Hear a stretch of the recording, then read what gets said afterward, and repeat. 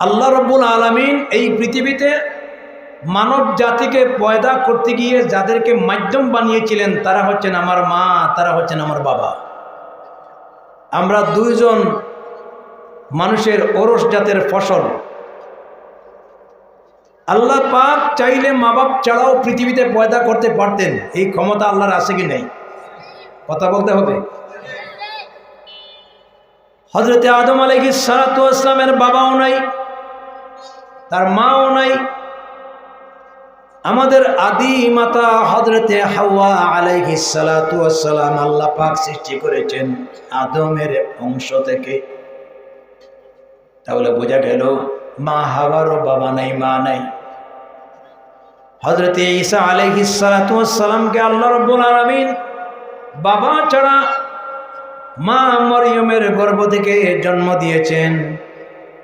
আল্লাহ পাক মা বাপ ছাড়া দুনিয়াতে মানুষ পয়দা করতে পারেন, এই ক্ষমতা আদমের ব্যাপারে, মা হাওয়ার ব্যাপারে আর ঈসা আলাইহিস সালাতু ওয়াস সালামের ব্যাপারে দেখিয়ে দিয়েছেন।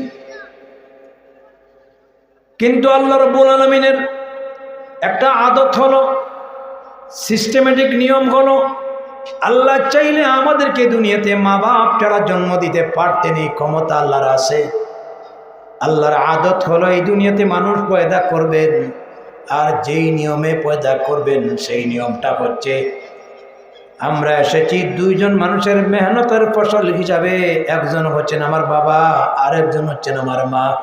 এই জন্য আল্লাহ রাব্বুল আলামিন আল্লাহর হকের পরেই মা বাপের হকের প্রতি গুরুত্ব আরোপ করেছেন। জোরে বলেন সুবহানাল্লাহ। আমার আল্লাহ রাব্বুল আলামিন পিতামাতার গুরুত্ব বলতে গিয়ে আরো তিনি বলেছেন, আল্লাহ পাক বলেছেন ওয়াবিল ওয়ালিদাইনি ইহসানা ইম্মা ইয়াবলুগান্না ইনদাকাল কিবারা আহাদুহুমা আও কিলাহুমা ফালা তাকুল লাহুমা উফিল লাহুমা ওয়ালা তানহারহুমা وقل لهما قولا كريما। আল্লাহ বলছেন, ও সন্তানাদি, যদি তোমাদের মা বাপ দুইজন কিংবা একজন বার্ধক্য অবস্থায় উপনীত হয়ে যায়, উফিল লাহুমা, তাদের সঙ্গে উফ শব্দটা পর্যন্ত ব্যবহার করা যাবে না। আমরা অনেক সময় আঘাত পেলে বলি উফ, অর্থাৎ বিরক্তিকর ভাষা প্রকাশ করি। আল্লাহ বুঝাইতে চান তাদের সঙ্গে কোনো বিরক্তিকর আচরণ করা যাবে না। ওয়ালা তানহারহুমা, তাদের সঙ্গে রাগ গুসা করে কোনো কথা বলা যাবে না, ধমক দেওয়া যাবে না। আল্লাহ পাক বলেছেন ওয়াকুল লাহুমা কাওলান কারীমা, তাদের সঙ্গে তোমাদের ব্যবহার হবে নম্র, ভদ্র এবং মার্জিত। আওয়াজ দিয়ে বলেন না সুবহানাল্লাহ। আল্লাহ তাআলা এখানে তিনটি কথা উল্লেখ করেছেন সন্তানের প্রতি।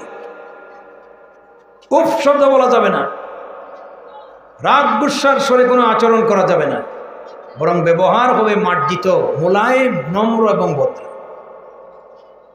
এই তিনটি কথা আল্লাহ তাআলা এখানে কেন আনছেন?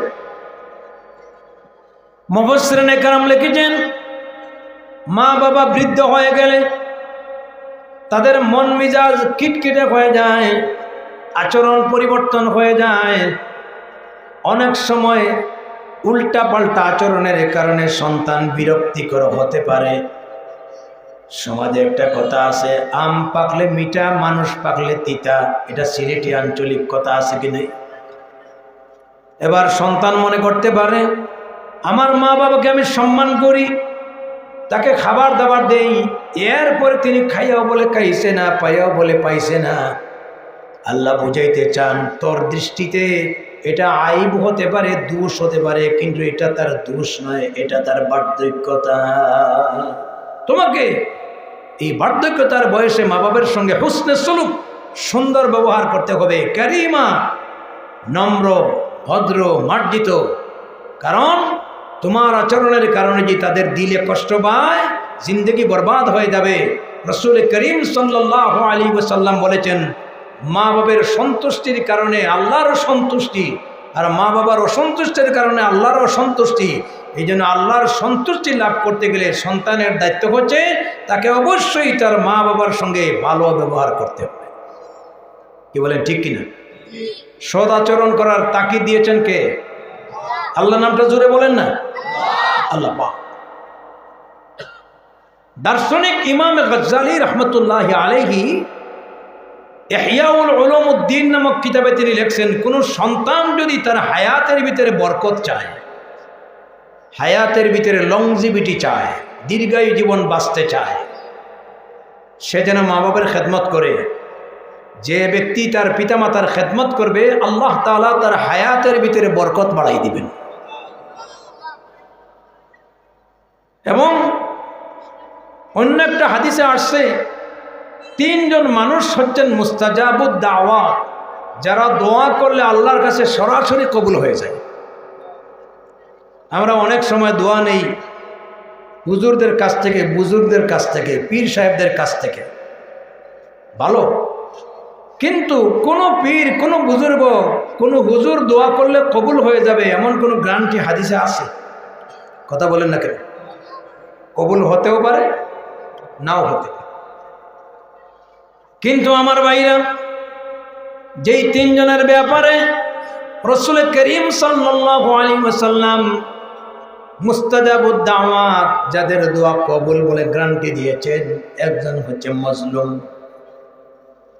এই যে 15 বছর জুলমের শিকার ছিল বাংলাদেশের মানুষগুলি, রিসেন্টলি বাংলাদেশ নতুনভাবে স্বাধীন হলো, ঠিক কিনা? যারা ক্ষমতায় ছিল মনে করেছিল মনে হয় আর ক্ষমতা কোনোদিন যাবে না। মসনদ পাইলে মানুষ উল্টাপাল্টা করে, আসে কি নাই? আইনের লোক হয়ে চেয়ারে বসে বেআইনি করেছে, নিরপরাধ মানুষগুলিকে আসামি বানিয়েছে। জুলুম করতে করতে এই দেশের সবচেয়ে ভালো মানুষ উলামায়ে কেরামদের উপরে তারা জুলুম নির্যাতন করেছে, অথচ তারা জানে না এই মজলুমের দোয়া একদিন তাদের চেহারা আর দাপটগুলি তছনছ হয়ে যাবে, ঠিক কিনা? এই জন্য ক্ষমতার বড়াই চলবে না। আপনি 2 দিনের চেয়ারের মালিক হয়েছেন, আপনার উপরে আরেকজন ক্ষমতাবান আছেন, তিনি কে? আল্লাহ। নামটা আসতে বলেন কেন? জোরে বলেন না। আমার আল্লাহ রাব্বুল আলামিন কোরআনে কারিমে বলছেন, আলাইসাল্লাহু বিআহকামিল হাকিমিন। তিনি আল্লাহ বিচারকদের ভিতরে শ্রেষ্ঠ বিচারক নন? বলেন অবশ্যই। এই যে 15 থেকে 15.5 বছরের জুলুমের অবসান হলো, এটি হচ্ছে মজলুমের বদদোয়া। কারণ মজলুমের দোয়া আল্লাহর দরবারে ডাইরেক্ট পৌঁছে যায়, কিন্তু আমরা বুঝি না। কথা বলেন, ঠিক কিনা? ঠিক তেমনিভাবে মুসাফিরের দোয়া, রাসূল করিম সাল্লাল্লাহু আলাইহি ওয়াসাল্লাম বলেছেন, তোমরা যখন কোথায় ভিজিটিং করো, সফর করো, মুসাফির অবস্থায় থাকো, বেশি বেশি পরিমাণে আল্লাহর কাছে দরখাস্ত করবে, কারণ মুসাফিরের দোয়া আল্লাহ ফিরাইয়া দেন না। আর 3 নম্বরে হচ্ছে সন্তানের জন্য মা আর বাবা। মা বাবা যত বড় নাফরমান হয় না কেন, গুনাহগার হয় না কেন, ওই সন্তানের জন্য যদি 2টা হাত উঠে আল্লাহর দরবারে দরখাস্ত করে, আল্লাহ রাব্বুল আলামিন মা বাবার দোয়া সরাসরি আল্লাহর আরশে আজিমে পৌঁছে যায়। এই জন্য মা বাপ হচ্ছেন আমার দৃষ্টিতে জিন্দা পীর। জিন্দা পীর না মুর্দা পীর? আরো জোরে বলেন। আপনার ঘরে পীর, কিন্তু এই দেশের মানুষের এমনও আমল হয়েছে যে যেখানে ঘরে বুড়া মা বাবা আছে, বৃদ্ধা মা বাবা আছে, তাদের কাছ থেকে দোয়া নেওয়ার কথা, সেখানে দোয়া না খুঁজে, দোয়া খুঁজে পীর সাহেবের কাছে আছে কিনা। ঘরের বড় মোরগটা গুণা করে পীর সাহেবকে খাওয়াইয়া দেয়। বারান্দার সামনে পেঁপে গাছ, 3 কেজি ওজনের পেঁপে, যখনই এটা সুন্দর হয়ে লাল পাকা ধারণ করলো, বাচ্চারা অপেক্ষায় আছে যে এটা পাকলে খাবো, বুড়া মা অপেক্ষায় আছে যে এটা পাকলে খাবো, কিন্তু মান্নত করছে যেটা পীর সাহেবের বাড়িতে দিয়ে দিব। বেজার হইতেছে না? মনে হয় ভুল বুঝিয়েন না, কিন্তু আপনি নিয়ে দেন আপনার পীর সাহেবের বাড়িতে, পীর সাহেব খাইয়া দোয়া করলে কবুল হবে এমন কোনো গ্যারান্টি আছে? বরং আপনার বুড়া মা যদি ঘরে থাকে, বাবা যদি থাকে, এদের প্রতি আপনি দয়াশীল হন, এদেরকে আদর আপ্যায়ন করেন, এদের মুখে খাবার তুলে দেন। এরা যত বড়ই গুনাহগার হয় না কেন আপনার জন্য জিন্দা পীর। যদি তারা আপনার জন্য দোয়া করে, আল্লাহ রাব্বুল আলামিন মা বাবার দোয়ায় আপনার ভাগ্যকে আল্লাহ পাক খুলে দিবেন। এই পৃথিবীতে আমরা বহু বুজুর্গানে দ্বীনের নাম জানি, আল্লাহর ওলিদের নাম জানি। বুজুর্গানে দ্বীন যারা আছে, আপনাদের পিছনের ইতিহাস তালাশ করে দেখেন, এমন কোন ইসলামিক স্কলার, পীর, বুজুর্গ, বড় বড় মুহাদ্দিস, মুফাসসির আপনি পাবেন না যাদের পিছনে তাদের মা বাবার দোয়া লাগে নাই।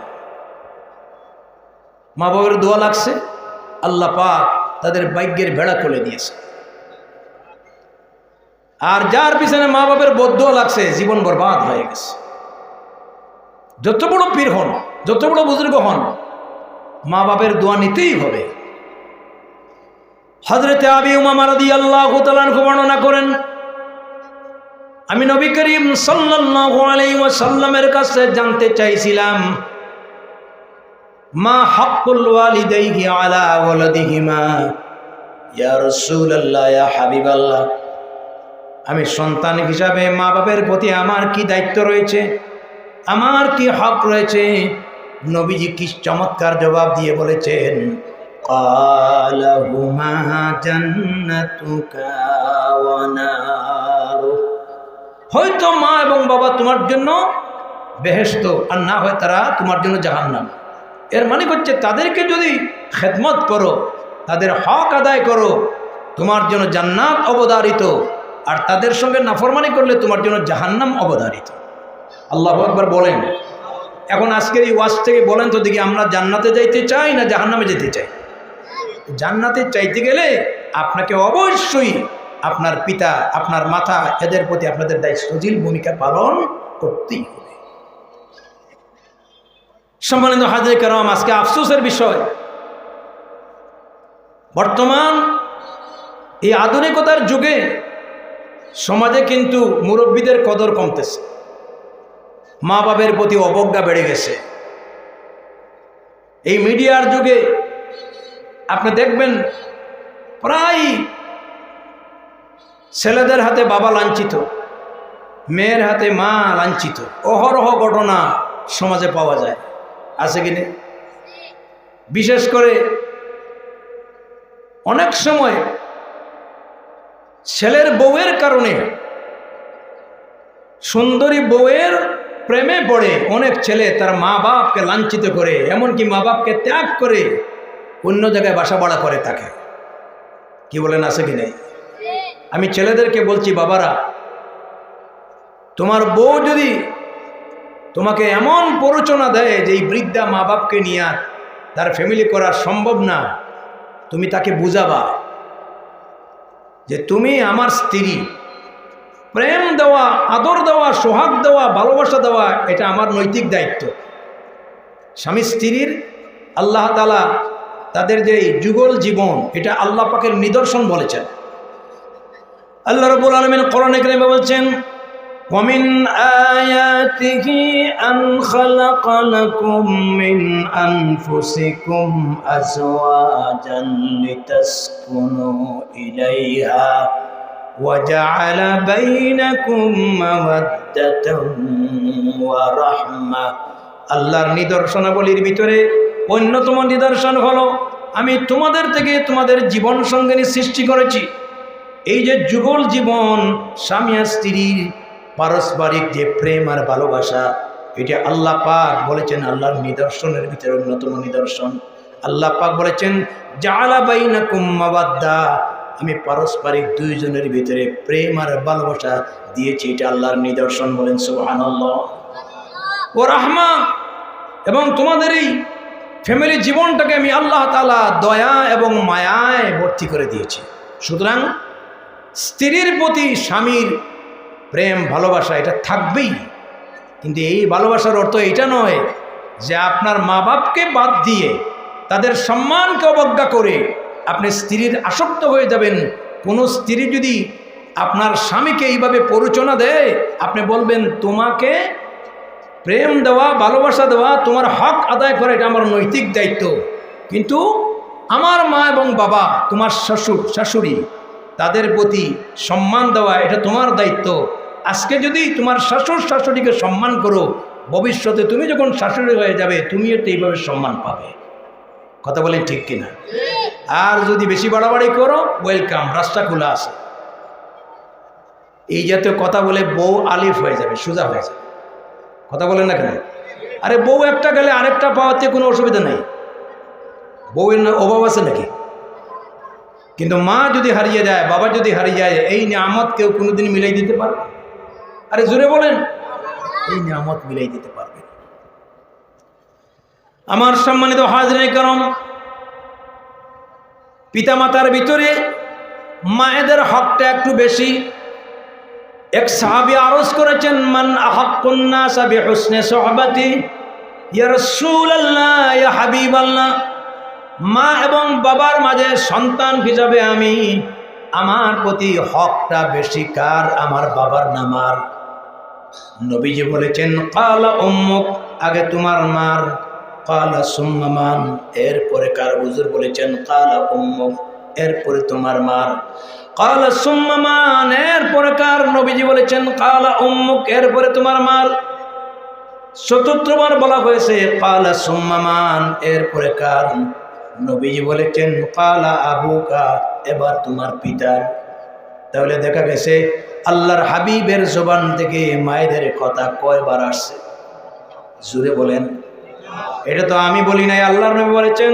কেন 3 বার বলেছেন?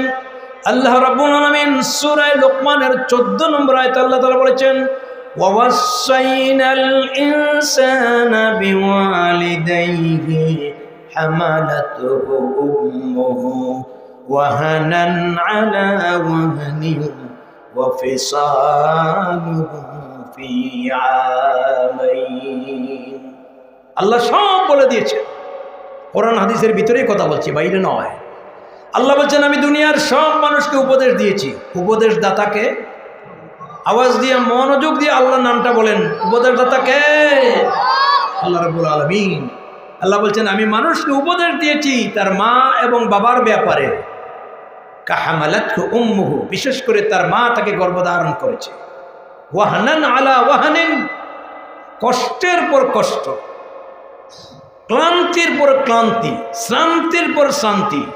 আমরা মায়ের গর্ভে ছিলাম সর্বোচ্চ 10 মাস 10 দিন। এই 10 মাস 10 দিনে যে কষ্টটা মায়ের হয়েছে, এই কষ্টটা বাবার যাত্রা অনুভব করা কোনো অবস্থাতেই সম্ভব না, ঠিক কিনা? সেখানে যে কষ্ট দিছি, আমার আল্লাহ রাব্বুল আলামিন কোরআনে কারীমে আর আগে বলেছেন, ফি করারিম মাকিন, একটি সুরক্ষিত জায়গাতে আল্লাহ পাক আমাদেরকে তিলে তিলে মায়ের গর্ভে আল্লাহ পাক লালন পালন করেছেন। ওই ক্ষুদ্র জগতের ভিতরে কেমন ছিলাম, সেখানে মুখ দিয়ে আল্লাহ কিছু খাওয়ার নাই, সেখানে কি খাবেন? ময়লা ছাড়া। মুখ বন্ধ ছিল। মায়ের নাভির সাথে সন্তানের নাভির সঙ্গে পাইপের মতো সংযোগ স্থাপন করে মায়ের শরীরে যত ব্লাড ছিল, সিংহভাগ ব্লাড সন্তানের শরীরে সার্কুলেশন করে ওই ক্ষুদ্র জগতে আল্লাহ রাব্বুল আলামিন আমাদেরকে লালন পালন করেছেন। সুবহানাল্লাহ। এই সময় পা দিয়ে মাথা দিয়ে আমাদের মায়ের কলিজায় গুঁতো দিয়েছি। মা দাঁড়াতে পারে না, বসতে পারে না, ব্যথায় ছটপট ছটপট করেছে। এই কষ্টটা আল্লাহ মাকে দিয়েছেন। 3 নম্বরে আল্লাহ তাআলা বলেছেন, ওয়াফিসালুহু ফি আমাইন, দুনিয়াতে আসার পরে আবার মায়ের উপরে কষ্ট। তোমাকে তোমার জননী 2 বছর তোমাকে দুধ খাইয়েছে। দুনিয়াতে আসার পরে আমার ক্ষুধা লাগলে খাবারের প্রয়োজন, এই কথা বলার মতো কোনো ভাষা ছিল না, একমাত্র কান্না ছাড়া। নবজাতক বাচ্চার কান্নাটাই হচ্ছে তার আবেগ, তার ভাষা প্রকাশ করার মাধ্যম। যখনই আমি ক্ষুধা লাগছে কান্না করেছি, মা যত কাজে ব্যস্ত ছিল সমস্ত কাজকর্ম ফেলে দিয়ে কুলে নিয়ে আমাদেরকে মায়ের স্তনের দুধ দিয়েছে। মায়ের স্তনের দুধ আল্লাহ রাব্বুল আলামিনের একটা বিশাল নিয়ামত। আজকের চিকিৎসা বিজ্ঞানীরা বলছে মায়ের দুধের কোনো বিকল্প নাই। এবং এই মা 10 মাস 10 দিন কষ্ট করলো দুনিয়াতে আসার পরে। নবজাতক সন্তানের চেহারা দেখার সঙ্গে সঙ্গে মায়ের 10 মাসের কষ্টগুলি আল্লাহ পাক মন থেকে অটোমেটিক মুছে দিয়েছেন। সুবহানাল্লাহ, আসতে বলেন কেন? এই যে 3 টার্মে মাকে কষ্ট দিয়েছি, রাসূল করিম সাল্লাল্লাহু আলাইহি ওয়াসাল্লাম বলেছেন তোমার মা, তোমার মা, তোমার মা। সুবহানাল্লাহ বলবেন না? পৃথিবীর ইতিহাসে দুনিয়ার যত ইজম এবং মতবাদ আছে, মায়েদের ব্যাপারে, মায়েদের অধিকারের ব্যাপারে ইসলাম যেই দিক নির্দেশনা দিয়েছে, বিশ্বনবী মুহাম্মদুর রাসূলুল্লাহ সাল্লাল্লাহু আলাইহি ওয়াসাল্লাম মায়েদের যে মূল্যায়ন দিয়ে গেছেন, আজ পর্যন্ত এমন মর্যাদার মূল্যায়ন দুনিয়ার কোনো মতবাদ দিতে পারে নাই, দিতে পারবেও না। কথা ঠিক কিনা বলেন? কিন্তু আল্লাহ রাব্বুল আলামিন সূরা বনী ইসরাঈলে মা বাপ দুইজনকে একত্রিত করে বলেছেন ওয়াকুল লাহুমা কাওলান কারীমা, তাদের প্রতি বিনয় হতে হবে, বিনম্রতা অবলম্বন করতে হবে। ও ছেলেরা, ঘরে মা বাপ থাকলে বার্ধক্য অবস্থায় তাদের মিটমিটে মিজাজ হয়ে যায়, কিন্তু তোমরা এই সময় তাদের প্রতি বিরক্তিবোধ করো না, বরং তাদেরকে বেশি করে আদর করো, আপ্যায়ন করো, তাদের প্রতি সেবা দাও। বুড়া বয়সে সন্তানের প্রতি তাকাইয়া থাকে, তোমরা যদি তাদের প্রতি সেবা দাও, ভবিষ্যতে তোমার সন্তানেরাও তোমার প্রতি সেবা দেবে, যত্ন নেবে, আদর যত্ন করবে। ঠিক কিনা? সুবহানাল্লাহ। শুধু মুসলমান না, যদি কোনো মা বাপ অমুসলমানও থাকে, আমাদের দেশে এটা কম, বিদেশে আছে, একই ফ্যামিলিতে মা বাবা খ্রিস্টিয়ান, ছেলে মুসলমান, ভাই বোন ইহুদি।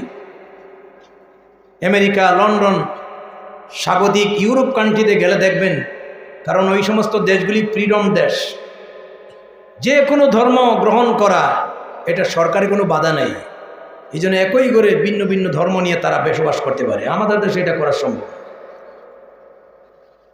আমার আল্লাহ রাব্বুল আলামিন কোরআনে কারিমে বলছেন ওয়াইন জাহাদাকা আলা আল্লা তুশরিকা বি মা লাইসা লাকা বিহি ইলম ফালা তুতি'হুমা ওয়া সাহিবুহুমা ফিদ দুনিয়া মা'রুফা।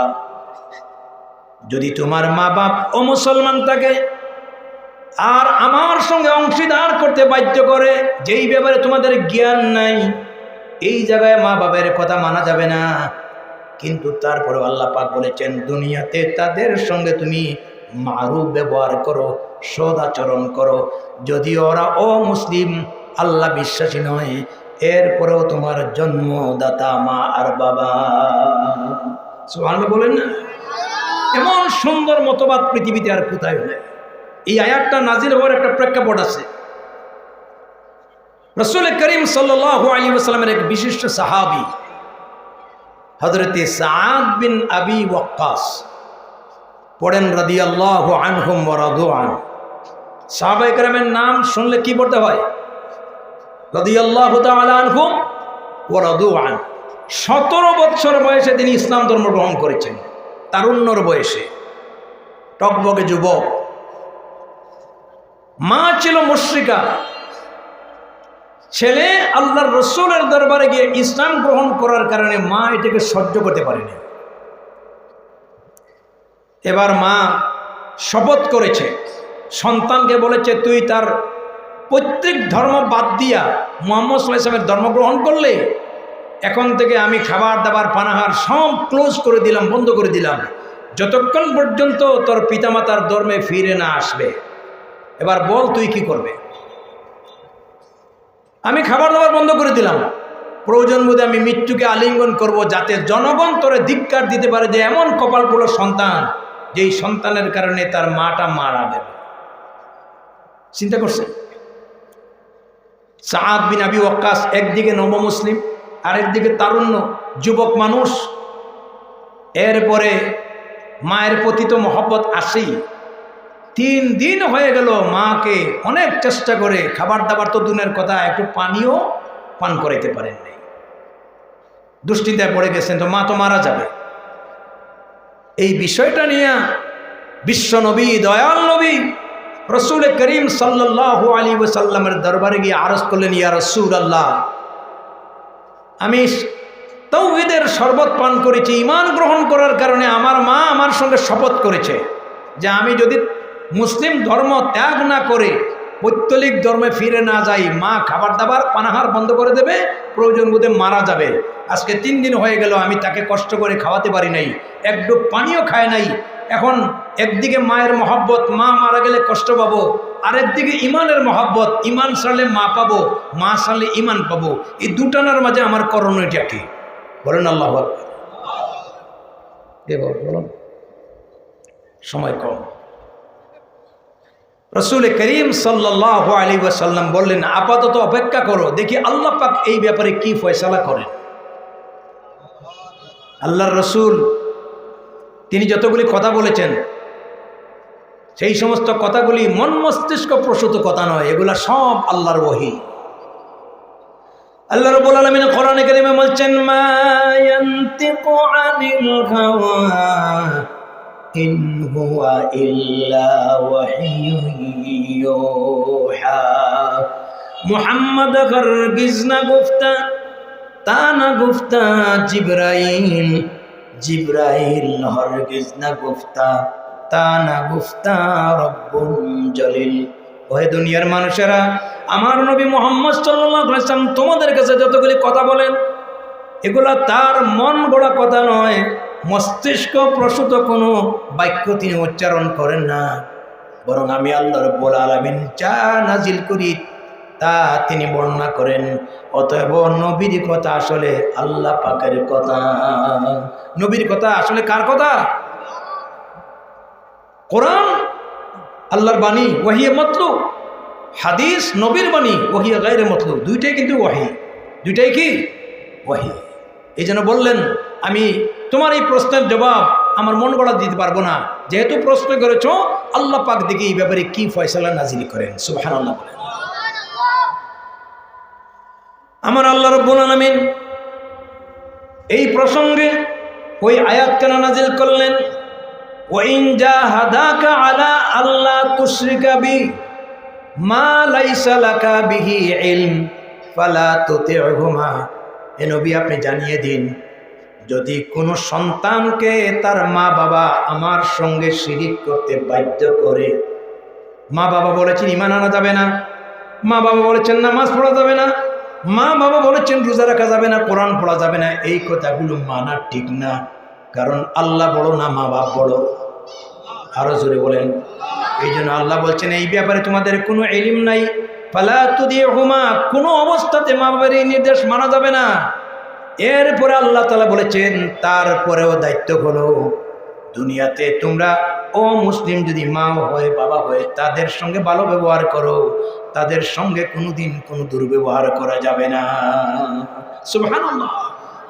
আয়াত নাজিল হওয়ার পরে হযরতে সাআদ বিন আবি ওয়াক্কাস রাদিয়াল্লাহু তাআলা আনহুর ঈমানটা আরো মজবুত হয়ে গেল। সুবহানাল্লাহ। কেন ঈমান আমাদের মতো দুর্বল ঈমান নয়।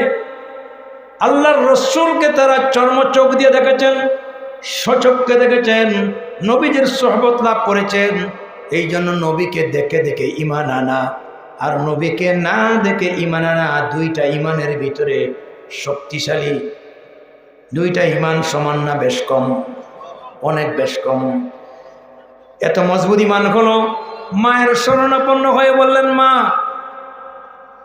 আমার কলিজার টুকরো তুমি আমার মা, আমাকে তুমি যদি ঈমান ছাড়তে বাধ্য করো, মুহাম্মদ সাল্লাল্লাহু আলাইহি ওয়াসাল্লামের রিসালাতকে অস্বীকার করতে বাধ্য করো, তোমার মতো হাজারো মা যদি এই কথা বলে শপথ করে খাবার দাবার পানাহার বন্ধ করে দেয়, মারাও যায়, আমি আল্লাহর কসম করে বলছি যে নবীর দরবারে পড়ে নিয়েছে লা ইলাহা ইল্লাল্লাহ মুহাম্মাদুর রাসূলুল্লাহ। এই ঈমান আমি কিছুতেই বাদ দেব না। জোরে বলেন না সুবহানাল্লাহ। আরো জোরে বলেন সুবহানাল্লাহ। আর তোমার চাইতে আমার ঈমান বড়, আমি ঈমান বাদ দিতে পারবো না, তোমার মতো হাজারো মা যদি মারা যায়। অতএব আমাকে ঈমান ছাড়তে বাধ্য করো না, আমার মা বাবার চাইতে ঈমান বড়। আর আমার আল্লাহ তাআলা আমার প্রতি ওহী করেছেন তোমাকে শ্রদ্ধা করা, তোমার যত্ন নেওয়া, তোমার খাবার দাবার দেওয়া, তোমাকে সেবা দেওয়া, এটা আমার ইসলাম শিখিয়েছে, এটা আমার নৈতিক দায়িত্ব। সুবহানাল্লাহ। আল্লাহ তাআলা হেদায়েত কাকে বলে? মা দুশ্চিন্তায় পড়ে গেলেন যে আমার ধর্মে আজ পর্যন্ত মা বাপকে সেবা করা আজ পর্যন্ত কোনোদিন শুনি নাই। যে ইসলামের নবী মা বাপের প্রতি সেবা দেওয়ার গুরুত্ব দিলেন, তাদের আল্লাহ তাআলা তার সঙ্গে অবজ্ঞা করা যাবে না এই নির্দেশ চালু করলেন, তাহলে এই ইসলাম অবশ্যই সত্য ধর্ম হবে। আল্লাহ মায়ের কলিজায় হেদায়েতের নূরটা দিলেন। এক পর্যায়ে এই কোরআনের আয়াতখানা গবেষণা করে করে মা শেষ পর্যন্ত বললেন, চল মুহাম্মদুর রাসূলুল্লাহ সাল্লাল্লাহু আলাইহি ওয়াসাল্লামের দরবারে, যে ধর্মে তোরে এত সুন্দর আদর্শ আর মা বাবার প্রতি শ্রদ্ধাশীল শিখালো, এই ধর্ম গ্রহণ করে তোর মাও মুসলমান হতে চায়। এটার নাম ইসলাম। এটার নাম কি? এই জন্য ও মুসলিম হলেও মা বাবার সঙ্গে বেয়াদবি করতে নাই, এটা শিখিয়েছে আমার ইসলাম। কথা ঠিক কিনা বলেন? তবে কোনো কুফরি কাজে যদি মা বাপ বাধ্য করে, এটা মানা যাবে না। কারণ এখানে আকীদার বিষয়, বিশ্বাসের বিষয়। কারণ আল্লাহ বড় না মা বাপ বড়? যদি ইমান চলে যায়, খাসিরাত দুনিয়া ওয়াল আখিরা, দুনিয়াও যাবে, আখিরাতও যাবে, আমও যাবে, সালাও যাবে। এই জন্য ইমানের মতো দৌলত কোনো অবস্থাতে হাত ছাড়া করা যাবে। আমার ভাইরা, আরেকটা ঘটনা আছে, বুখারী শরীফের হাদিস। রাসূল করিম সাল্লাল্লাহু আলাইহি ওয়াসাল্লামের আরেকজন সাহাবী, ওনার নাম হযরতে আবু হুরায়রা রাদিয়াল্লাহু তাআলা আনহু। ওনার মূল নাম ছিল আব্দুল্লাহ অথবা আব্দুর রহমান। আল্লাহর কাছে দুইটা নাম বড় প্রিয়, একটা আব্দুল্লাহ আর একটা কি? আব্দুর রহমান। তার একটা অভ্যাস ছিল, তিনি বিড়াল ছানাকে স্নেহ করতেন, বিড়াল লালন করতেন। বিড়ালের প্রতি তার একটা আলাদা ভক্তি এবং মমতা ছিল। তো তার এই বিড়ালের প্রতি স্নেহ মমতা দেখে রাসূলুল্লাহ তাকে রূপক নামে ডাকছেন, ইয়া আবা হুরায়রা, এই বিড়ালের পিতা। রাসূলুল্লাহর জবান থেকে এই নামটা সিলেক্ট হওয়ার কারণে বুখারী শরীফেও তার মূল নাম বাদ দিয়া হাদিস বর্ণনা করা হয়েছে, আন আবি হুরায়রাতা রাদিয়াল্লাহু তাআলা আনহু قال قال رسول الله সাল্লাল্লাহু আলাইহি ওয়াসাল্লাম। হযরতে আবু হুরায়রা থেকে বর্ণিত। এমনকি কিয়ামতের দিন আল্লাহ নাকি আবু হুরায়রার নাম ধরে ডাক দেবেন, কারণ এই নামটা চয়েস করেছেন বিশ্বনবী মুহাম্মদুর রাসূলুল্লাহ। কথাগুলি খারাপ লাগতেছে নাকি? বহুদিন আগে আসছিলাম আপনাদের এলাকায়, দুইবার মনে আসছিলাম, আবারও আল্লাহ তাআলা আপনাদের দোয়া নেওয়ার সুযোগ করে দিয়েছেন, বিষয় দিয়েছেন, আমি বিষয়ের উপরে কথা বলছি। এখন এই আবু হুরায়রার একটা অভ্যাস ছিল, তিনি সর্বক্ষণ আল্লাহ রসুলের সোহবতে থাকতেন। এমনকি মাঝে মাঝে ক্ষুধার তাড়নায় তার পিঠ এবং পেট দুইটা জয়েন হয়ে যেত, কিন্তু আল্লাহ রসুলের সোহবত বাদ দিতেন না, যাতে একটা হাদিস ছুটে না যায়। আর সাহাবায়ে কেরাম রসুলের সোহবত যারা লাভ করেছেন, তারা কোন দিক দিয়ে ক্ষুধা আসছে আর কোন দিক দিয়ে অভাব আসছে এটা টেরও পাইতেন না। এমনকি ক্ষুধার তাড়নায় মাঝে মাঝে তারা রাসূল করিম সাল্লাল্লাহু আলাইহি ওয়াসাল্লামের চেহারার দিকে গভীরভাবে তাকাতেন। আল্লাহর রাসূলের চেহারার প্রতি নজর পড়ার সঙ্গে সঙ্গে সাহাবায়ে কেরামের ক্ষুধাগুলি অটোমেটিক দূর হয়ে যেত। আরো জোরে বলেন হযরত আবু হুরায়রা রাদিয়াল্লাহু তাআলা আনহু রাসূলুল্লাহর দরবার থেকে বাসায় ফিরছেন, লেট হয়ে গেছে। তার মা অপেক্ষা করতে করতে খুবই কষ্ট পেয়েছেন। বাসায় গিয়ে ডাক দেওয়ার সঙ্গে সঙ্গে দরজা খুলে মা জিজ্ঞাসা করলো, এত রাত পর্যন্ত বাসায় ফিরলি না? ছোট্ট বালক আবু হুরায়রা সত্য কথা বলে দিয়েছে। বলছে, মা, রহমতুল্লিল আলমিনের দরবারে থাকি, রসুলের দরবারে থাকলে কোন দিকে দিন যায় আর কোন দিকে রাত আসে বুঝি না, খাবার দাবার পর্যন্ত ভুলে যাই। এই জন্য নবীজির দরবার থেকে বাসায় ফিরতে লেট হয়ে গেছে। মা সঙ্গে সঙ্গে কয়েকটা ছড়ি নিয়ে সন্তানকে প্রহার করেছে আর বলেছে, তাই নাকি, তুই কি মুসলমান হয়ে গেছ? বলেছে, অবশ্যই মা, আমি ইসলাম ধর্ম গ্রহণ করেছি। মা বলছে, তোর বাপদাদার ধর্মরে যারা বদনাম করে, আমাদের মূর্তিগুলির বদনাম করে মুহাম্মদ সাল্লাল্লাহু আলাইহি ওয়াসাল্লাম, তুই সেই সমস্ত পৌত্তলিক ধর্ম বাদ দিয়ে ইসলাম ধর্ম গ্রহণ করলে। ছেলে বলছে, মা, এই সমস্ত দেবতা দেব দেবীর যারা আমরা উপাসনা করি এরা তো আমাদের নিজের হাতে বানানো, না নড়তে পারে না চড়তে পারে, সে আমার দুনিয়া এবং আখিরাতের ভালো মন্দ কেমনে করবে? এই কথাটা বলতে বলতেই মা প্রহার শুরু করে দিয়েছে। বলছে, ধর্মের ব্যাপারে খবরদার, বড় কথা বলা যাবে না। তুই বল আমার বাসায় থাকবি না মুহাম্মদের বাসায় থাকবি? আমার ঘরে থাকতে গেলে ইসলাম ধর্ম বাদ দিতে হবে, আর যদি ইসলাম ধর্মের উপরে অবিচল থাকস আমার ঘর থেকে ফিরে যেতে হবে। সন্তান বলেছে, মা তোমার বাহুর যত শক্তি আছে সমস্ত শক্তি দিয়ে তুমি আমারে প্রহার করো, এতে আমি দুঃখিত হব না, তোমার সঙ্গে কোনো দুর্ব্যবহার করব না। কারণ এই শিক্ষাটা দিয়েছেন বিশ্বনবী মুহাম্মাদুর রাসূলুল্লাহ সাল্লাল্লাহু আলাইহি ওয়াসাল্লাম। এরপরে তিনি পরিশ্রান্ত অবস্থায় ভারাক্রান্ত মন নিয়ে বিশ্বনবীর দরবারে আবার হাজির হলেন। নবীজি দেখলেন আবু হুরায়রা কান্নারত। কিরে আবু হুরায়রা, তুমি কাঁদছো কেন? তোমার চোখে পানি কেন? বলে, ইয়া রাসূলুল্লাহ, আমার চোখে পানি, আমি এই অভিযোগটা কার কাছে দেব? আপনার দরবারে এসেছি, আমার মা আমাকে প্রহার করেছেন, আমার মা আমাকে ছড়ি দিয়ে মারছেন। আল্লাহর নবী বলছেন, তাই নাকি? মা প্রহার করেছে আর এই জন্য অভিযোগ নিয়ে আসছো রাসূলুল্লাহর দরবারে? আবু হুরায়রা রে, শুনে রাখো, আল্লাহর হাবিবের দরবারে পিতার বিরুদ্ধে মাতার বিরুদ্ধে কোনো ধরনের অভিযোগ চলে না। আরো জোরে, ঠান্ডার দিন সুবহানাল্লাহ জোরে বলে অসুবিধা আছে? আওয়াজ দিয়ে জোরে সরে বলেন সুবহানাল্লাহ। এবার হযরতে আবু হুরায়রা বলছি, ইয়া রাসূলুল্লাহ, আমি তো অভিযোগ দিয়ে আসি নাই, তোমার মা মারছে কেন? বলছে, আমি গতকালকে বাসায় ফিরতে লেট হয়ে গেছে, অপেক্ষা করতে করতে মা কষ্ট পেয়েছে, এরপরে আমি আপনার নাম বলার সঙ্গে সঙ্গে মা তো উত্তেজিত, ইসলাম ধর্ম গ্রহণ করেছি, এই কথা বলার কারণে আমার মা আমাকে প্রহার করেছে।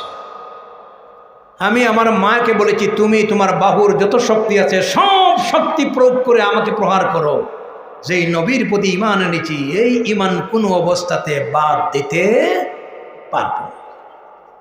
নবীজি বললেন, এরপরেও আমার তো এখানে ইন্টারফেয়ার করা, সহযোগিতা করার কোনো ব্যবস্থা নাই। ও সন্তানাদি শোনো। হযরত আবু হুরায়রা রাদিয়াল্লাহু তাআলা আনহু বললেন, মা, ইয়া রাসূলুল্লাহ, আমি যেই কারণে আপনার কাছে আসছি সেটা হচ্ছে আপনি আল্লাহর পয়গম্বর, আল্লাহর নবী, আর নবীদের দোয়া আল্লাহর দরবারে কবুল। আপনি মেহেরবানি করে আমার মায়ের জন্য একটু দোয়াটা করেন। আমার বিশ্বাস আমার মায়ের জন্য নবীজির দোয়া করেন, এই দোয়া কখনো আল্লাহর দরবার থেকে ফেরত আসবে না। রাসূলুল্লাহ সাল্লাল্লাহু আলাইহি ওয়াসাল্লাম সঙ্গে সঙ্গে দোয়া করলেন, আল্লাহুম্মা আদি উম্মে আবি হুরায়রা, হে আল্লাহ, আমার তরুণ সাহাবী আবু হুরায়রার মারে তুমি হেদায়েত দাও। একদিকে দোয়া শুরু হয়ে গেল, আর একদিক দিয়ে আবু হুরায়রা বাড়ির দিকে দৌড় দিল। রাস্তায় যুবকরা আবু হুরায়রাকে দেখে বলছে, থামো, এই সমাজের ভিতরে তোমার মতো ভালো চরিত্রমান আরেকজন যুবক নাই, কার সঙ্গে মারামারি করছো, কে তোমারে মারছে, চোখে পানি কেন, আমরা তার সঠিক বিচার করব। হযরত আবু হুরায়রা বলে, ভাইরা, আমাকে কেউ মারে নাই, কারোর সঙ্গে ঝগড়া বিবাদ করি নাই, আমি এই মুহূর্তে দয়াল নবী বিশ্ব নবী রাসূল করিম সাল্লাল্লাহু আলাইহি ওয়াসাল্লামের দরবার থেকে বাসায় ফিরতেছি। আল্লাহর হাবিব আমার মায়ের হেদায়েতের জন্য দোয়া করেছেন, দ্রুত গতিতে বাসায় যাচ্ছি, দেখি আমি আগে বাসায় যাই না আমার মায়ার নবীর দোয়া বাসায় আগে পৌঁছে যায়। আরো জোরে সুবহানাল্লাহ, একটু জিকির করেন, লা ইলাহা, প্রাণ খুলে মনোযোগ দিয়ে মহব্বতের সেই জোরে জোরে, লা ইলাহা ইল্লাল্লাহ সুবহানাল্লাহ আলহামদুলিল্লাহ লা ইলাহা, নেই কেহ নেই আল্লাহ ছাড়া, লা ইলাহা ইল্লাল্লাহ সুবহানাল্লাহ আলহামদুলিল্লাহ লা ইলাহা। লা ইলাহা ইল্লাল্লাহ মুহাম্মাদুর রাসূলুল্লাহ। আওয়াজ দিয়ে পড়েন সাল্লাল্লাহু। ও আমার ভাইরা, হযরত আবু হুরায়রা বাসায় গিয়ে মা বলে ডাক দিলেন। মা তো মাই, মা তো মাই। এই মা শব্দের ভিতরে আল্লাহ পাক সন্তানের জন্য যত মধু মাখা আদর আর সোহাগ দিয়েছেন, দুনিয়ার অন্য কোন শব্দের ভিতরে মা বলতে যে মজা পাওয়া যায় সেটা অন্য কোন শব্দের ভিতরে পাওয়া যায় না, ঠিক কিনা? মা বলে ডাক দিয়েছেন। দরজা খুলে মা বলছে, বাবা, ও আমার কলিজার টুকরা আবু হুরায়রা, তুই কোথায় ছিলে? তোরে প্রহার করার পর থেকে মানসিক দিকে আমি অস্থিরতা, একটু শান্তি পাচ্ছি না। ছেলেটা কি অন্যায় করলো? কেন তারে মারলাম? কেন তারে প্রহার করলাম? কেন তারে রক্তাক্ত করলাম? আরেকটা জিনিস গভীর করে লক্ষ্য করেছি, যতবার প্রহার করছি একটা বার তুই আমার সঙ্গে রাগও করস নাই, গুসাও করস নাই। এগুলা তুই মেনে নিলে। আর ইসলামের নবী নাকি এই শিক্ষা দিয়েছে। আমার বিশ্বাস হয়ে গেছে আমাদের ধর্মীয় পুরোহিতরা,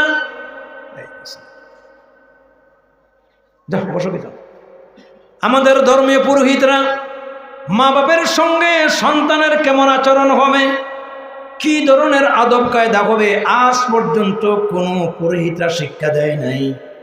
সবেমাত্র বিশ্ব নবীর দরবারে গিয়া ঈমান আনার সঙ্গে সঙ্গে মায়ের সঙ্গে বাবার সঙ্গে কি আদব রক্ষা করতে হয়, যে আদব আর নৈতিকতা তুই আমার সামনে প্রকাশ করলে, তোর অনুপস্থিতিতে আমার দিলে বিশ্বাস হয়ে গেছে এমন সুন্দর সন্তানকে যে আদব দেয় তিনি অবশ্যই আল্লাহর মনোনীত পয়গম্বর ছাড়া আর কেউ নয়।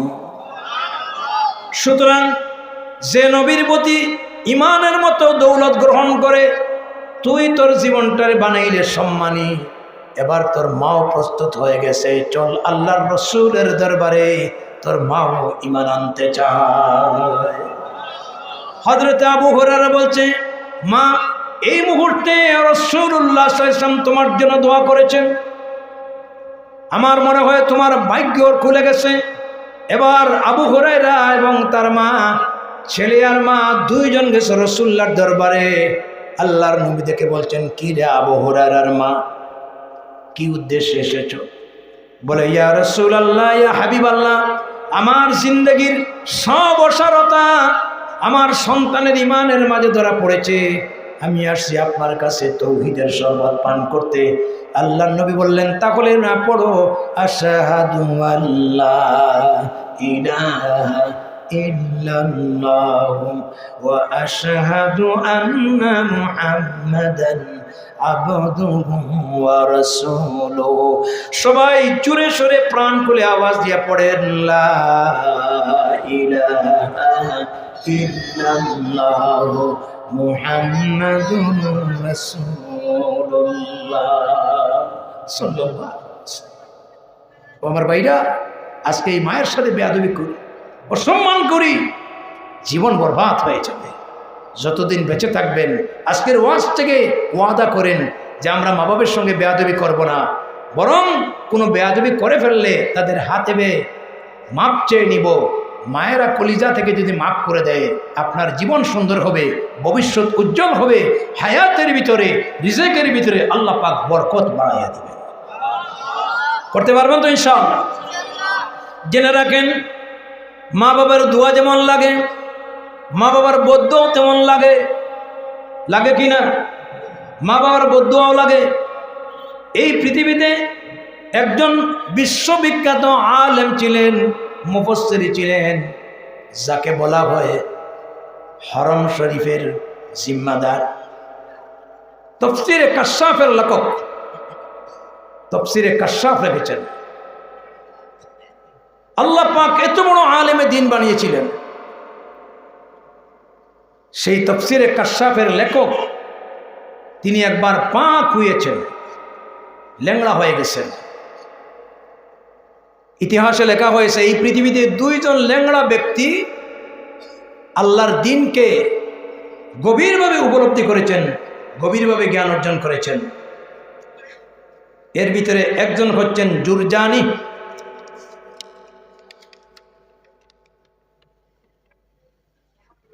আর আরেকজন হচ্ছেন তফসিরে কাশাফের লেখক জারুল্লাহ জামাখশারি।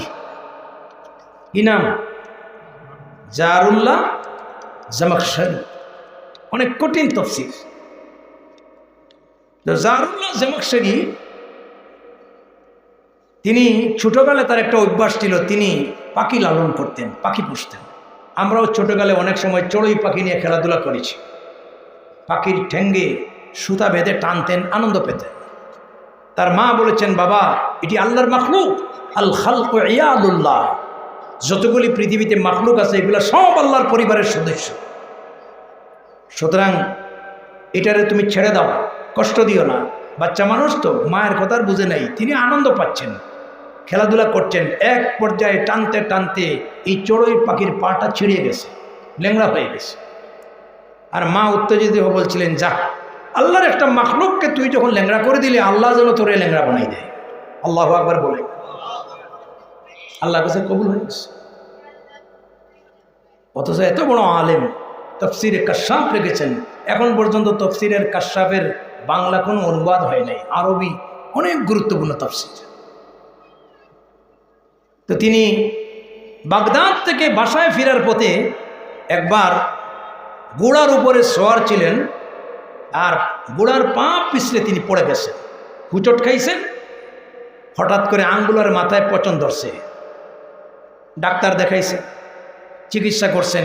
এক পর্যায়ে পচতে পচতে শেষ পর্যন্ত হাঁটুর উপরে। হাকিম বলছে, এখন থেকে যদি আপনার পা বিচ্ছিন্ন না করা হয়, আস্তে আস্তে গোটা শরীর পচন ধরবে। পা কাটা গেছে। পরবর্তীতে তিনি তফসিরের ভূমিকায় লেখছেন যে, আমার তখন চিন্তা ফিরে আসলো যে এই সাধারণ একটা দুর্ঘটনা, গুড়া থেকে পড়ে, এটা ওসিলা মাত্র, কিন্তু এটার দ্বারা আমি হুচট খাবো, পা পচন ধরবে, কাটা পড়বে, এটা কিছু না, এটা হচ্ছে আমার ওই শিশুকালের মায়ের বদদুয়া। আল্লাহু আকবার বলে। আল্লাহ মুহাদ্দিসেও ছাড়েন নাই, মুফাসসিরেও ছাড়েন নাই। কথা বলেন না কেন? আর আপনি আমি তো সাধারণ পাবলিক। এবার চিন্তা করেন, মা বাবার খেদমত করবেন, সেবা করবেন না কষ্ট দিবেন? জুড়ে বলেন, সেবা করবেন না কষ্ট দিবেন? সেবা করবেন। ভাইরা আমার, মা কি জিনিস, বাবা কি জিনিস আমরা বুঝি নাই। আল্লাহ পাক আমাদেরকে ইসলামের মতো জীবন ব্যবস্থা, সুরক্ষিত জীবন দিয়েছেন। আজ পৃথিবীতে ইসলামের মতো নিয়ামত থেকে যারা বঞ্চিত হয়েছে, সেই সমস্ত পশ্চিমা জগৎ, ইউরোপ কান্ট্রি, এই সমস্ত দেশের অবস্থা খুঁজে দেখুন। যদিও এরা অর্থের দিক দিয়ে উন্নত, টেকনোলজির দিক দিয়ে উন্নত, কিন্তু এদের অরক্ষিত জীবন হওয়ার কারণে আজ সন্তানের কাছে মা বাবার 2 পয়সার মূল্য নাই, স্বামীর কাছে স্ত্রীর কোনো সম্মান নাই। আছে কি নাই? কথা বলেন না কেন? ইংল্যান্ডে আমি গেছি, ওখানে তো 18 বছর বয়স হয়ে গেলে সন্তান থেকে ঘাড় ধরে বের করে দেয় ঘর থেকে। কোথায় থাকবি, কারে নিয়ে থাকবি, কিভাবে তুই চলবি, এটা তোর ব্যাপার। বৃদ্ধা হয়ে গেলে সন্তানও কোনোদিন খোঁজ নেয় না, তাকে চলে যেতে হয় বৃদ্ধা আশ্রমে। ওদের আঞ্চলিক ভাষায় বলে কেয়ার, ইংরেজিতে বলে ওল্ড হোম। কিন্তু আল্লাহ তাআলা আমাদের যে জীবন দিয়েছেন, সুরক্ষিত জীবন, আমাদের মা বাবাকে আমরা কোনোদিন বৃদ্ধা আশ্রমে যেতে চাই না। কথা বলেন না কেন? আজকে যারা আধুনিক শিক্ষায় শিক্ষিত, সন্তানদেরকে দিনী জ্ঞান দেন না। বাংলাদেশেও কিন্তু বৃদ্ধা আশ্রম তৈরি হয়ে গেছে। বেশিরভাগ জেনারেল শিক্ষিত সন্তানদেরকে বড় বড় শিক্ষায় শিক্ষিত করেছেন। আজকে বৃদ্ধ বয়সে মা বাবার সেবা থেকে বঞ্চিত হয়ে যাওয়ার কারণে সন্তানগুলি ইউরোপে, আর মা বাপগুলির বসবাস হয়েছে বৃদ্ধা আশ্রমে। কথা বলেন না কেন? আমাদের সন্তান আমরা এইভাবে বানাতে চাই। যদি আপনি সেবা চান, সন্তানকে দ্বীনি শিক্ষা দিতে হবে, সন্তানকে কোরআনের শিক্ষা দিতে হবে, সন্তানকে আদব কায়দার শিক্ষা দিতে হবে। সন্তানরা যদি নৈতিকতার শিক্ষায় শিক্ষিত হয়, ডাক্তার হোক, ইঞ্জিনিয়ার হোক, বড় বড় শিক্ষিত হোক, সে কোনোদিন তার মা বাবার সাথে অবজ্ঞা করবে। সময় কম, একটা ঘটনা বলি, এরপরে আমি আমার আলোচনা শেষ করে দেব। ইংল্যান্ডের একটা মসজিদ আছে, এটার নাম হচ্ছে ইংল্যান্ড জামে মসক অ্যান্ড ইসলামিক সেন্টার। প্রায় 18,000 মুসল্লি ধরে। সুবহানাল্লাহ বললেন না? 18,000 মুসল্লি। এটা হচ্ছে সবচেয়ে বড় মসজিদ এই মসজিদের যে কয়জন ইমাম খতিব আছেন এরা সব বাংলাদেশি। সবাই কোন দেশি? আমার দেওয়া লাগবে না, আমি তো বুঝি 10টার ভিতরে শেষ করে নিব। আমার এই অভ্যাস নাই যে টাইমের বাহিরে অন্য হুজুরদের আলোচনাতে ব্যাঘাত ঘটানো, আর আরেকজনের টাইম আছে ওনারে বাদ দিয়া দৌড়ে মঞ্চে উঠে গেলাম। এগুলো বেয়াদবি, আমার এই দায়িত্ব নাই, এগুলা আমি করি না। আমার যতই মাহফিল আলোচনা বাকি থাক আমি আমার নির্ধারিত টাইমের ভিতরে আমি শেষ করি। মাহফিল তো একদিন করতেছি না, 30 বছর যাবত এই ময়দান আছি, আলহামদুলিল্লাহ। আদব রক্ষা করতে হবে। আমার সম্মানিত হাজরিন কারাম, ওই মসজিদে প্রতি জুমায় ইংল্যান্ডে বেশিরভাগ যুবক শ্রেণী ইসলাম ধর্ম গ্রহণ করতেছে। একটা ঘটনা বলি, একদিন ইমাম সাহেব, ওই মসজিদের খতিব হলেন ডক্টর শেখ আব্দুল কাইয়ুম, ইউটিউবে দেখবেন ওনার যথেষ্ট আলোচনা আছে, বড় মাপের ইসলামিক স্কলার।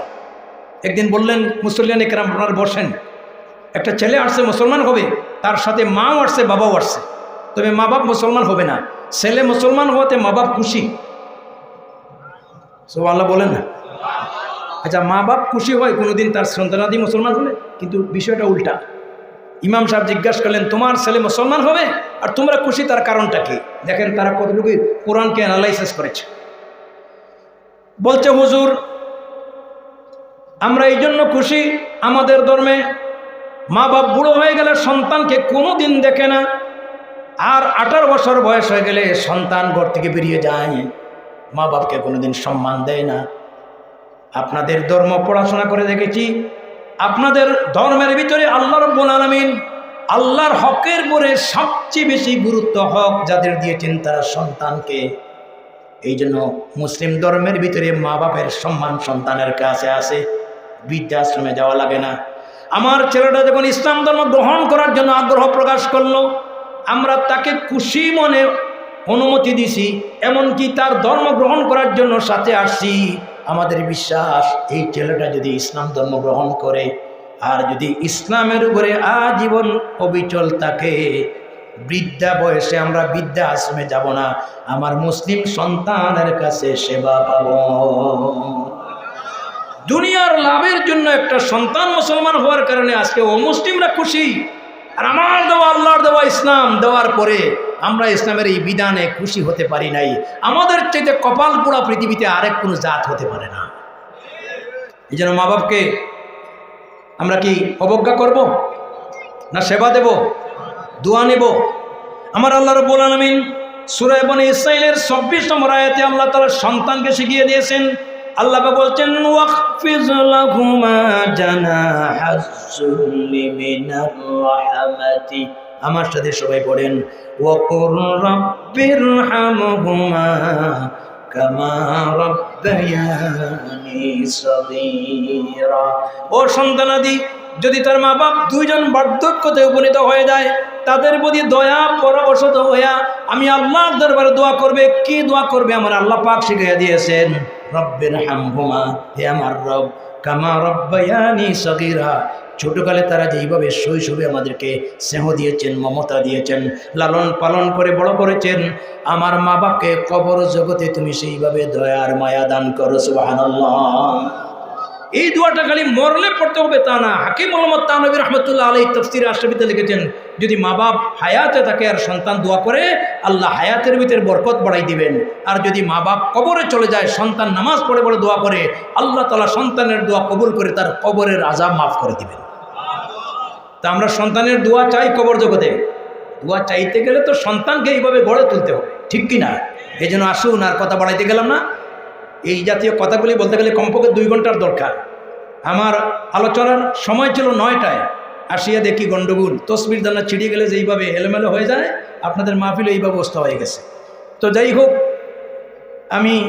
আমাকে বিষয় দেওয়া হয়েছিল, আমি আল্লাহ রাব্বুল আলামিনের কোরআন, বিশ্বনবীর হাদিস থেকে যতটুকু পারছি পিতামাতার হকের উপরে কথা বলেছি।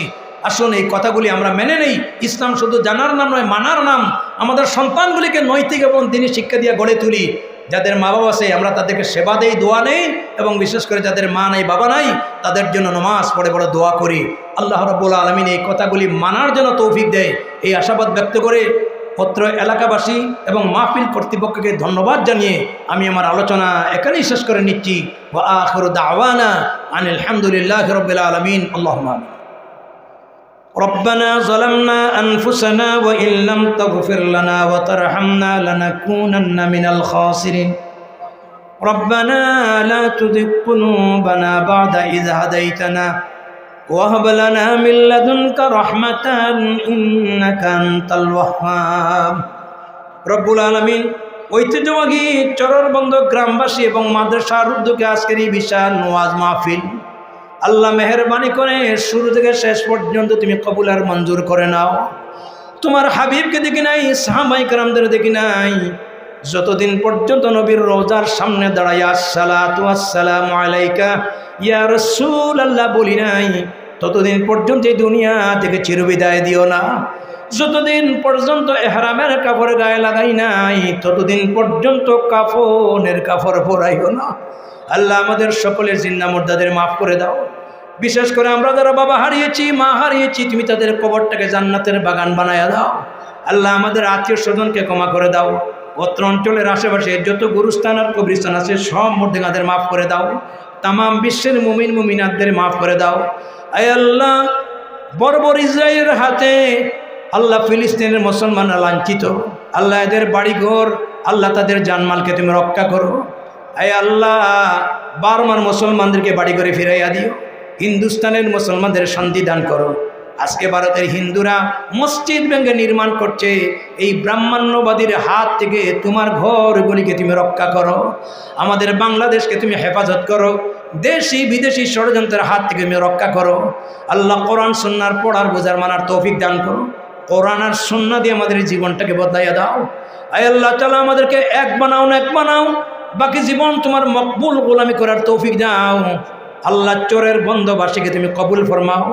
এই মাহফিল আয়োজন করতে গিয়া যারা টাকা দিয়া, পয়সা দিয়া, মাল দিয়া, শ্রম দিয়া সাহায্য সহযোগিতা করেছে, দূর দূরান্ত থেকে কোরআন সুন্নাহর বাণী শোনার জন্য মাহফিলে শরীক হয়েছে, কিয়ামতের দিন মুসিবতের সময় এই মাহফিল আমাদের জন্য নাজাতের জরিয়া বানায়া দিও। রব্বানা তাকাব্বাল মিন্না ইন্নাকা আনতাস সামিউল আলিম ওয়া তুব আলাইনা ইয়া মাওলানা ইন্নাকা আনতাত তাওয়াবুর রহিম।